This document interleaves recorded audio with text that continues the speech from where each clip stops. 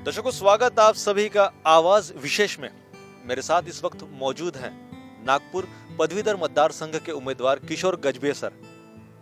मुंबई में मंत्रालय में सेक्रेटरी पद से इस्तीफा उन्होंने दिया। उसके बाद पूरी तरह से समाज की प्रगति के लिए और उन्नति के लिए अपना पूरा समय वे दे रहे हैं। आइए उनसे खास बातचीत करते हैं हमारे चैनल पर। सर, बहुत बहुत स्वागत आपका। धन्यवाद। सर, जिस प्रकार से हम देख रहे हैं ये कॉन्स्टिट्यूंसी पदवीधर मतदार संघ की कॉन्स्टिट्यूंसी वैसे ज्यादातर लोगों को पता नहीं थी पहले, और लोग कॉन्टेस्ट करने के बारे में सोचते नहीं थे, पर आपने साहस दिखाया। तो इसके पीछे की क्या रणनीति क्या थी?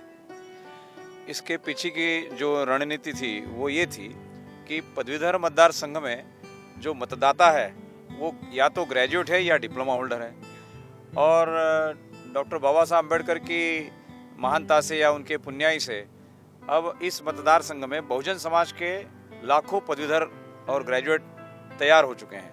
तो ये हमारे मतदाता जो है, इनका जो डिसीजन है वो बहुत ही इंपॉर्टेंट रहने वाला है, इसीलिए मैंने इस संघ को चुना है। 6 से 8 महीने से आप निरंतर लोगों के बीच जा रहे हैं, अवेयरनेस फैला रहे हैं इस कॉन्स्टिट्यूंसी के चुनाव के बारे में। तो अभी तक अनुमानतः कितने लोगों का रजिस्ट्रेशन आप करवा चुके हैं? मैंने जब इस पदवीधर मतदार संघ का स्टडी किया तो मुझे ये पता चला कि इसमें हम लोग आज तक इसलिए सफल नहीं हो पाए कि हमने अपना पंजीकरण यानी रजिस्ट्रेशन ही नहीं किया है। और जब रजिस्ट्रेशन अगर करना है तो हमें फिर पूरी तैयारी से करना पड़ेगा, इसलिए हम 7-8 महीने से इसके पीछे लगे। और जब करीब सितंबर महीने से हमने ये रजिस्ट्रेशन स्टार्ट किया, और धीरे धीरे करते हुए हम 7-8 महीने तक ये जो रजिस्ट्रेशन है इसको करते रहे।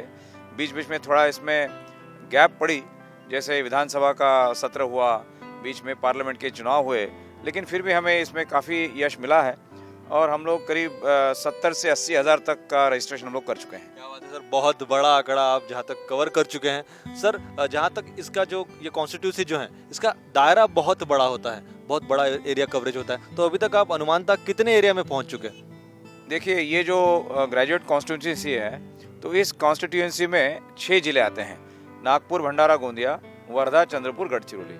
तो इसमें करीब 64 तालुकाज हैं। तो ये जो 64 तालुका हैं, इन 64 तालुकों को एक 3 या 4 तहसील छोड़ के मैं करीब 60 तालुका में घूम चुका हूँ, पहले रजिस्ट्रेशन के लिए और अब मतदान मांगने के लिए। क्या बात है सर, मतलब बहुत अच्छी मेहनत कर रहे हैं आप लोगों का, मतलब उनको बता रहे हैं कि किस प्रकार से उनका भी विकास हो सकता है। अब इस कॉन्स्टिट्यूंसी से वो कर सकते हैं सही आदमी को चुन कर देने के लिए। सर, जहाँ तक आप नासिक में भी काम कर चुके हैं, तो वहाँ के काम का कुछ हमें बताइए, कैसा क्या क्या आपने काम किया है वहाँ पर? मेरे भारतीय प्रशासन सेवा के करियर में नासिक का बड़ा अहम रोल है। मैं नासिक में ज़िला परिषद का सीईओ था, उसके बाद नासिक का मैं जिलाधिकारी था, कलेक्टर, और उसके बाद मैं नासिक का डिविजनल कमिश्नर भी था। तो मैं पूरे महाराष्ट्र में अकेला आईएएस ऑफिसर हूँ जिसने एक ही जगह पर जिला परिषद का मुख्य कार्यकारी अधिकारी, जिलाधिकारी और विभागीय आयुक्त, ऐसे 3 महत्वपूर्ण पदों पर काम किया है। जी, तो वहाँ मेरा सबसे बड़ा योगदान मैं कहूँगा कि मैंने नासिक का रीजनल प्लान बनाया है, विकास आराखड़ा। उसके बाद में जो वहाँ का जो ग्रेप ओनर्स है या ग्रेप ग्रोअर्स हैं या ग्रेप ग्रोअर्स के लिए काम किया है। उसके बाद में वहाँ ओनियन ग्रोअर्स हैं जो कांदा वहाँ उगाते हैं, तो उनके लिए भी मैंने काफ़ी काम किया है। उसके बाद वहाँ कुंभ मेला लगा था 2000 में, तो कुंभ मेला के समय मैं ही वहाँ का जिलाधिकारी था। तो भारत सरकार के आदेशों के अनुसार मैंने कुंभ मेला का पूरा नियोजन किया था, और बड़ा यशस्वी नियोजन वो कुंभ मेला का रहा, और बड़ा हाईटेक ऐसा कुंभ मेला का आयोजन रहा। तो कुल मिलाकर नासिक के विकास के लिए, नासिक के रीजन के विकास के लिए मैंने काफ़ी काम किया है, और आज भी वहाँ के लोग मुझे इस बारे में जानते हैं और याद करते हैं। मतलब जहाँ भी आप गए आपने वहाँ पर सराहनीय काम किया और पूरी लगन से काम किया। सर, एक वक्त था जब नागपुर यूनिवर्सिटी पर दाग लगा था कोहचाड़े प्रकरण का, उस वक्त भी नागपुर यूनिवर्सिटी का भार आपने संभाला, और वो दाग पोंछने का काम, जहाँ तक डूम यूनिवर्सिटी में नाम लिया जाता है, डीम यूनिवर्सिटी में, तो फिर वो दाग पोंछने का काम आपने किस प्रकार से किया? क्या क्या मनस्थिति थी उस वक्त आपकी? मैं 1995 में, दैट इज़ 1995 में मैं भंडारा में जिलाधिकारी था। उसके बाद मेरी पोस्टिंग हुई उपायुक्त विक्रीकर। तो इसी दौरान ये कोहचाड़े प्रकरण सामने आया, और कोहचाड़े प्रकरण में ये बात थी कि बोगस मार्कशीट बनाकर, बोगस डिग्री बनाकर लोगों को पास किया जाता था, और जो मूल्यांकन था परीक्षा पद्धति में उसमें भी काफ़ी कमियां थी। इस प्रकार से गैर प्रकार हुए थे। तो माननीय राज्यपाल डॉक्टर पीसी अलेक्जेंडर, इन्होंने मेरी नियुक्ति वहाँ पर की प्रो वाइस चांसलर के रूप में। हालांकि मेरा designation officer on special duty था, मतलब विशेष कार्य अधिकारी, लेकिन मेरा जो कार्यभार था वो था प्रो वाइस चांसलर का। और माननीय जे एस सहारिया, जो आजकल चीफ सेक्रेटरी हैं, ये उस समय डिविजनल कमिश्नर थे और उनको वाइस चांसलर का कार्यभार दिया गया था। तो मुझे 6 महीने का समय था।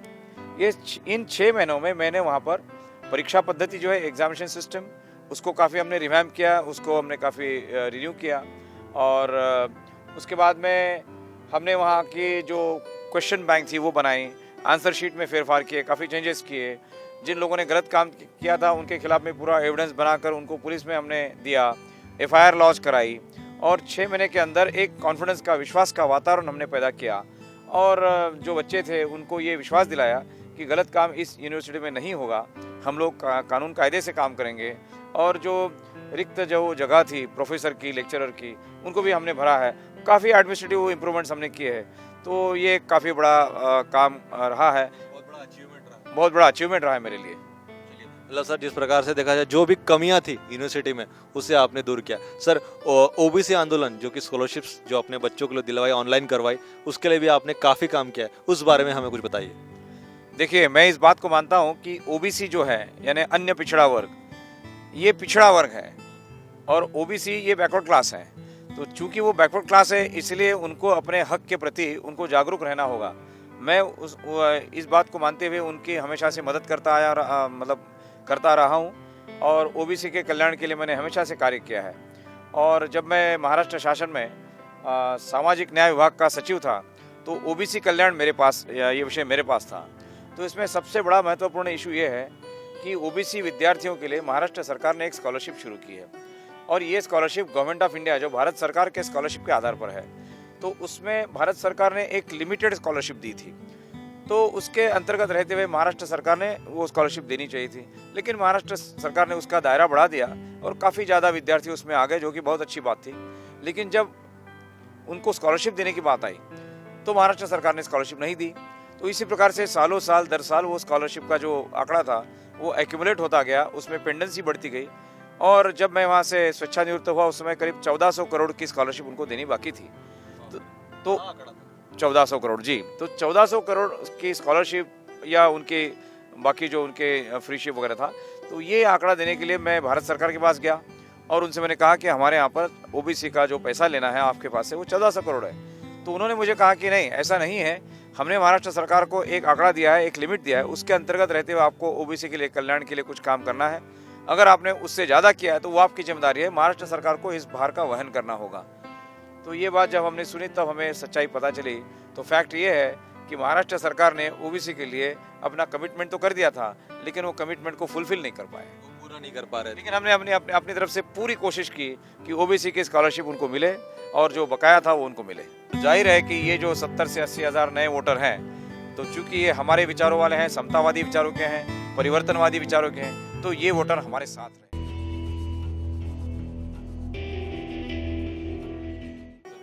एक प्रकार से OBC वालों के लिए हक की लड़ाई आपने लड़ी और बकाया वो रूप भी जो आपका रोल था वो भी आपने निभाया।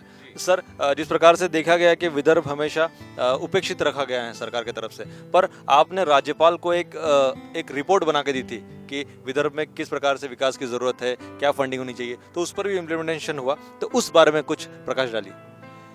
मैं 1994 में जब विदर्भ वैधानिक विकास मंडल बना तो उस विदर्भ वैधानिक विकास मंडल का मैं पहला सदस्य सचिव था।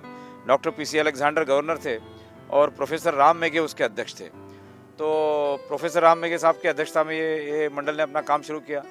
चूँकि मैं पहला सेक्रेटरी था तो ये मंडल बनने के बाद तो मेरे ऊपर काफ़ी ज़्यादा जिम्मेदारी आई और मुझे काफ़ी रिसर्च करना पड़ा। वो मंडल के जो अन्य सदस्य थे, तज्ञ सदस्य, एक्सपर्ट्स जो मेंबर थे, तो उन्होंने मुझे काफ़ी जानकारी दी और उन सब के साथ काम करके मैंने अपना पहला रिपोर्ट माननीय राज्यपाल महोदय को मैंने सौंपा। उस समय डॉक्टर PC अलेक्जेंडर साहब थे, उन्होंने बड़ा उसको अप्रिशिएट किया, कहा कि इतना बढ़िया रिपोर्ट आपने बना कर दिया है। वो काफ़ी खुश हुए। उस समय वो पूना में थे, पूना में अपने कैंप ऑफिस में थे, तो मैं पूना में शाम को 9 बजे करीब उनको वो रिपोर्ट सबमिट करने गया था। मुझे याद है कि राज्यपाल महोदय अपने अध्ययन कक्ष में बैठे थे और मैंने उनको रिपोर्ट दिया, तो उन्होंने काफ़ी उसका स्वागत किया और मुझे अप्रिशिएट किया। तो वो रिपोर्ट जो है वो बड़ा अहम रिपोर्ट है, क्योंकि ये विदर्भ वैधानिक विकास मंडल का यानी एक तरह से विदर्भ के पिछड़ेपन का जो भी पिछड़ापन है या बैकलॉग है, अनुशेष है, चाहे वो वाटर सप्लाई में हो, चाहे रोड में हो, चाहे बिजली के इसमें हो, बिजली के पंप्स में हो, तो ये जो बैकलॉग है उसका ये पहला रिपोर्ट था और वो रिपोर्ट के बाद में फिर आने वाले जो रिपोर्ट हुए वो फिर उसके ऊपर आधारित रहे। लेकिन विदर्भ के विकास के लिए पहला बैकवर्डनेस का रिपोर्ट हमने बनाया था, जो काफ़ी अप्रिशिएट किया गया, और उसी के आधार पर फिर आगे डेवलपमेंट की बात चली। मतलब विदर्भ के विकास के लिए पहली नींव आपने रखी थी, ऐसा कहा जा सकता है। सर, आप अपने जीत के लिए कितने आश्वस्त हैं और किस प्रकार से प्रचार में आप लगे हुए हैं? देखिए, मुझे मेरी जीत का पूरा भरोसा है। वो मैं इसलिए कर रहा हूँ कि मैंने स्वयं करीब 70 से 80 हज़ार तक हमने नया पंजीकरण किया है नए वोटरों का। तो बिल्कुल जाहिर है कि ये जो 70 से 80 हज़ार नए वोटर हैं, तो चूंकि ये हमारे विचारों वाले हैं, समतावादी विचारों के हैं, परिवर्तनवादी विचारों के हैं, तो ये वोटर हमारे साथ रहेंगे, हमारे साथ जुड़ेंगे। इसके अलावा कुछ पुराने वोटर जो पहले से ही रजिस्टर्ड हैं, इसके अलावा जो अल्पसंख्यक लोग हैं, मुसलमान भाई हैं, उनके साथ हमारी बातचीत हुई है, उनके साथ हमारी दोस्ती हुई है। डेमोक्रेटिक सेकुलर पार्टी ने हमें समर्थन दिया है, तो उनके भी कुछ वोट हमें आएंगे। और अंत में जो ओबीसी लोग हैं, आदिवासी लोग हैं, ये लोग भी परिवर्तनवादी विचारों के हैं। अभी उनके ऊपर परम पूज्य डॉक्टर बाबा साहब अम्बेडकर, महात्मा ज्योतिबा फुले और शाहू महाराज, इनके विचारों का काफ़ी प्रभाव हो रहा है। तो ये जो अन्य पिछड़ा वर्ग लोग जो हैं, ये भी मुझे काफ़ी समर्थन दे रहे हैं। मुझे अभी तक करीब 20 संगठनों ने समर्थन दिया है। उसमें काफ़ी राजनीतिक पार्टियां हैं, उसमें काफ़ी संगठन हैं, कर्मचारियों के संगठन हैं। तो कुल मिलाकर बात ऐसी बन रही है कि इस बार मुझे जीतने की पूरी उम्मीद है। प्रकार से बीएसपी ने भी आपको समर्थन दिया है और कई पार्टियों ने समर्थन दिया है, पर सीधे सीधे आपकी टक्कर नितिन गडकरी इनसे है, ऐसा देखा जा रहा है नागपुर में। तो किस प्रकार से आप अब क्या आश्वस्त लग रहे फिर भी? देखिए, बहुजन समाज पार्टी ने जो हमें समर्थन दिया है, वो मेरी जीत में उनका बहुत बड़ा रोल रहने वाला है, क्योंकि बहुजन समाज पार्टी राष्ट्रीय पार्टी है और इस पार्टी ने जो समर्थन दिया, उसकी वजह से कार्यकर्ताओं में एक जोश भर गया है। दूसरी बात जो है कि और भी हर दिन मुझे समर्थन मिलता जा रहा है। तो कुल मिलाकर मेरी जो स्थिति है वो अभी ये है कि हमारा मुकाबला केवल भारतीय जनता पार्टी के उम्मीदवार से होने वाला है, और भारतीय जनता पार्टी का जो उम्मीदवार है वो नितिन गडकरी नहीं है, वो नितिन जी गडकरी। ये तो अभी उन्हीं के अंडर में जो जैसे काम नागपुर से चुनकर ही आए हैं वो, तो उन्हीं के अंडर में जैसे सोले जी हैं, उस प्रकार से वो कर रहे हैं। इसलिए मैंने कहा कि आपको एक प्रकार से उन्हीं से टक्कर जहाँ तक देखी जा रही है। नहीं, ऐसा नहीं होगा। अगर नितिन जी गडकरी अगर स्वयं खड़े होते तो बात कुछ और थी, लेकिन चूंकि अभी प्राध्यापक अनिल सोले जी हैं, तो उनमें वो बात नहीं है, और जो कार्यकर्ता लोग हैं वो भी इस बात को समझते हैं, क्योंकि ये जो चुनाव होने जा रहा है, ये उम्मीदवार की योग्यता के ऊपर होने जा रहा है। उम्मीदवार कितना योग्य है, कितना पढ़ा लिखा है, कितना काबिल है, वो क्या कर सकता है। और ये जो चुनाव क्षेत्र है, ये आम मतदाताओं का चुनाव क्षेत्र नहीं है, ये पदवीधर यानी ग्रेजुएट यानी बुद्धिजीवी लोगों का चुनाव क्षेत्र है। और यहाँ पर मुझे पूरा भरोसा है कि हमारे स्नातक भाई हमारे जैसे बुद्धिजीवी, पढ़े लिखे, उच्च शिक्षित आदमी को ही चुनकर देंगे। आपके व्यक्तिमत्व की खासियत ही है, जिसकी वजह से कई संगठनाएं आपसे जुड़ रही है, कई पार्टियां आपसे जुड़ रही है। सर, जिस प्रकार से देखा जा रहा है, अगर आप चुनकर आते हैं विधायक बनकर, तो किस मुद्दों को आप पहले प्राथमिकता देंगे? मेरा सबसे पहला मुद्दा रहेगा बेरोजगारी। बेरोजगारी खत्म करने के लिए महाराष्ट्र सरकार के पास जो रोजगार निर्मित का जो धोरण है, जो नीति है, उस धोरण में बेरोजगारों को शामिल नहीं किया जाता। जिन बेरोजगारों के लिए हम रोजगार निर्मित की बात करते हैं, कामकाज निर्मित की बात करते हैं, उनको नीति बनाने के समय, पॉलिसी बनाने के समय उनको उसमें रखना चाहिए। तो वो नहीं हो रहा है, वो हम करेंगे।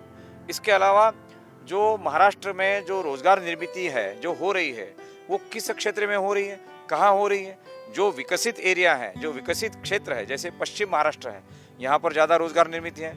मैंने शरद पवार जी को ये कहते हुए सुना है कि पश्चिम महाराष्ट्र में आज खेतों में काम करने वाले लोग नहीं मिलते, जबकि हमारे विदर्भ में ये हाल है कि यहाँ पर बेरोजगारी प्रचंड है और यहाँ पर काम नहीं मिलता। तो एक जगह काम करने के लिए आदमी नहीं मिलते और एक जगह काम करने के लिए आदमी है लेकिन उनको काम नहीं मिलता। तो ये जो असमतोल है, इसको दूर करना ये हमारी प्राथमिकता रहेगी। किसानों की आत्महत्या भी बढ़ती जा रही है विदर्भ में, तो उसके लिए भी आप कुछ करेंगे?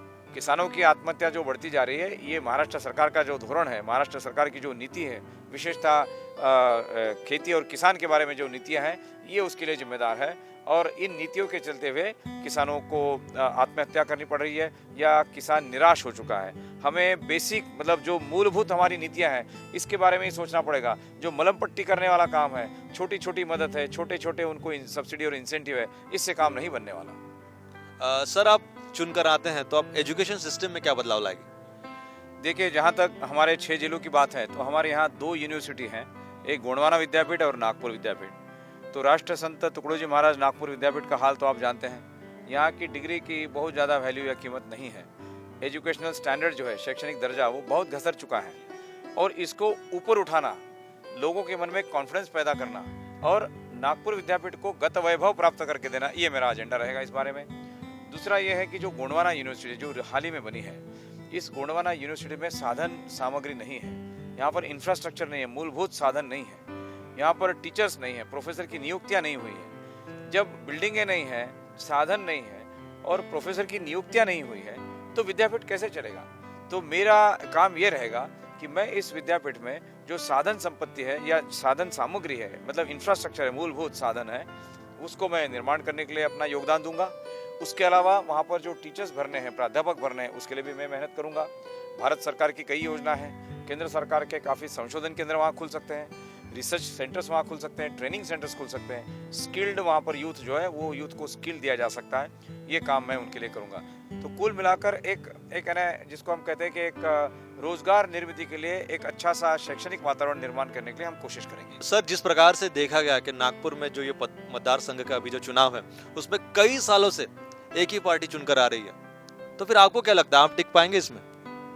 देखिए, ये जो नागपुर विभाग का पदवीधर मतदार संघ है, इस संघ में पिछले 30 सालों से भारतीय जनता पार्टी का दबदबा है और भारतीय जनता पार्टी समर्थित उम्मीदवार चुन के आ रहा है। आपने देखा होगा हाल ही में जो लोकसभा के चुनाव हुए उसमें जनता ने जो किया है उससे ये हमको पता चलता है कि जनता बदलाव चाहती है, चाहे वो केंद्र सरकार हो चाहे स्थानिक सरकार हो, जनता बदलाव चाहती है। और इसी बात को मद्देनजर रखते हुए हमने ये देखा है कि हमें किसी एक व्यक्ति की, एक पार्टी की जो मक्तेदारी है उसको खत्म करना है और बदलाव लाना है, परिवर्तन लाना है। और इस परिवर्तन के लिए हम तैयार होकर आए हैं और जनता को निश्चित रूप से एक सुयोग्य, अच्छा पढ़ा लिखा, अच्छा उम्मीदवार चाहिए और वो मैं अपने आप को इस रूप में देखता हूँ और मैं जरूर इस बात को मानता हूँ कि जनता बदलाव जरूर लाएगी। दर्शकों, ये थे किशोर गजभिये जी, इनसे हमने खास बातचीत की आवाज विशेष में। ऐसे एक व्यक्तिमत से हम आपको अगले एपिसोड में भी रूबरू करवाएंगे। तब तक देखते रहिए आवाज इंडिया टीवी।